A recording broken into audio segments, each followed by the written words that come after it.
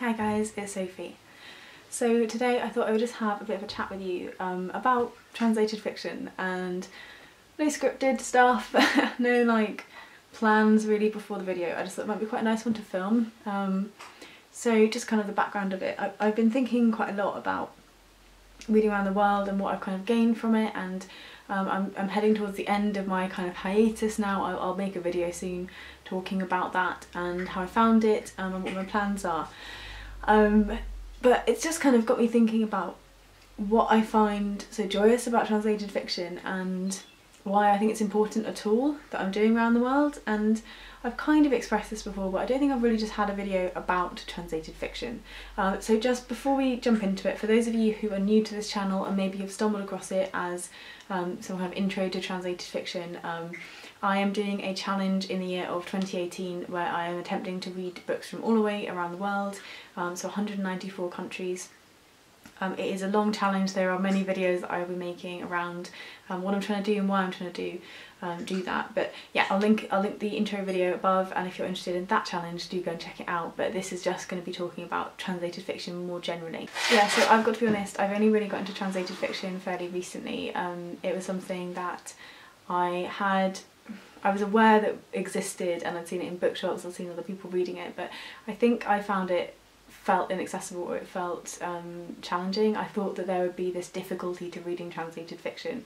I don't know whether I thought that it might have been, I don't know, that it might have been the kind of concepts or the cultural shift, or whether or not it just felt so literary, because I think translated fiction as we are today is something that is a very literary phenomenon, and I don't think that for the most part translated fiction makes its way into the mainstream.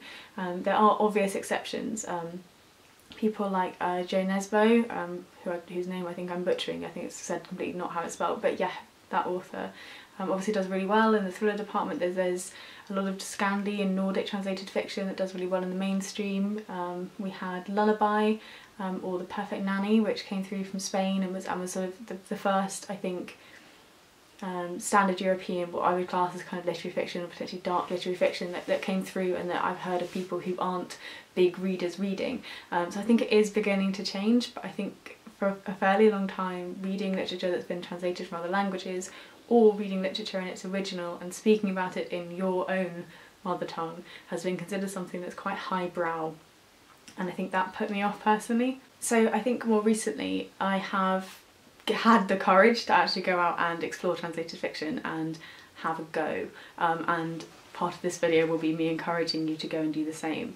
I think I was surprised at first to find how much of translated fiction reads as though it is fiction in the English, which is obviously the language I read in. Because I think I had these barriers up that I'd put up for myself, or that I had put up, almost as intellectual barriers, or maybe class barriers, I don't know. But actually, if you're having a good translation, the only issue is like whether or not you're willing to pick up translated work, and I think that's really important to say. Now, don't get me wrong, there is an element of translation which is interesting, which can lead to, I think, a side effect that we don't expect as readers. That comes from the fact that in an original language, a lot of books are written which are fair to middling, and those books may come in and may be enjoyed and sort of read by a large number of people, but they're not necessarily of a high enough value that they're considered to be them books that are spread around. So we get kind of the bestsellers. You're going to have, you know, 50 Shades of Grey or whatever in every language under the sun, but a kind of like middling fiction novel may well only survive in that little country. And I think what it can mean is that you end up with these blockbusters which you're going to read in your mother tongue already because they're everywhere, and those which you read that have been translated are those that are of high literary merit, and I think that is potentially where that sort of fear comes from. But I just advise you to just push through.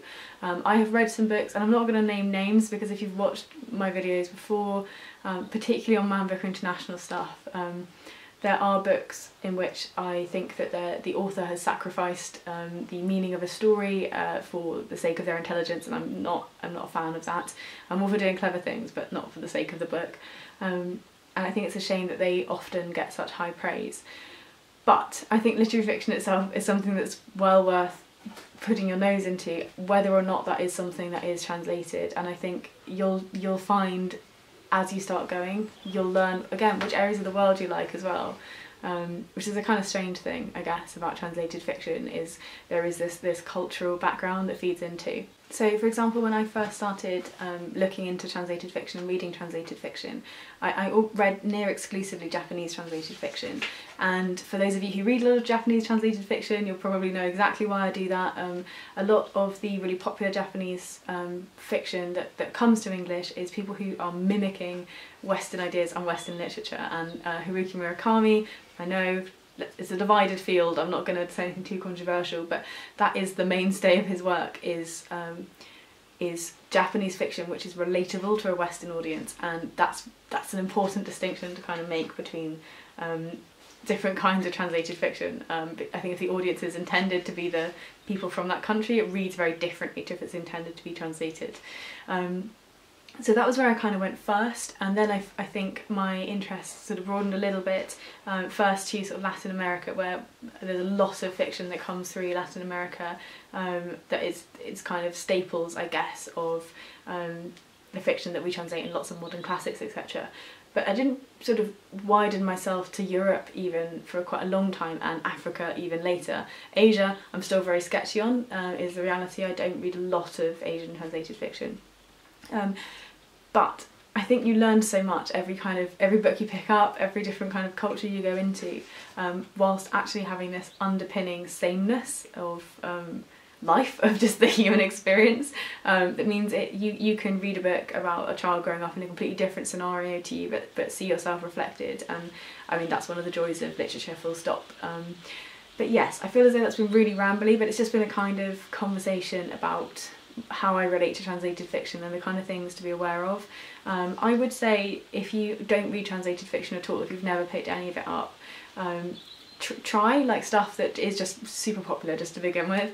Like if you're unsure, go for stuff that you know is going to be well translated and film well received. Whilst some people have issue with people like me who only read one language commenting on translation, when you read quite a lot of translated work, I think you can tell whether or not it's been translated well or poorly by how well the words flow. It is possible that it's been written in the original in a way that does not flow and that does not make sense, but I think when you're reading a translation that is not so successful, you can normally feel a distance between yourself and the words, and it doesn't quite feel right, and that for me is what I sense as a poor translation or a difficult translation. So I would start with stuff that is well received, you've heard really good things about, and that people in general seem to kind of think has been well worked out, well translated, because you'll find that much easier than jumping into something that is a little bit sketchy and might scare you off. Let me know in the comments down below what you'd recommend for like people who are beginning to read translated fiction. What do you kind of gain from it? Mine's mostly the knowledge-based stuff, as you guys know, that's kind of my thing. But yeah, let me know what you gain from it. Is it a way for you? Some people use it as a way to travel if they can't travel, and I completely understand that. I think I do that sometimes too.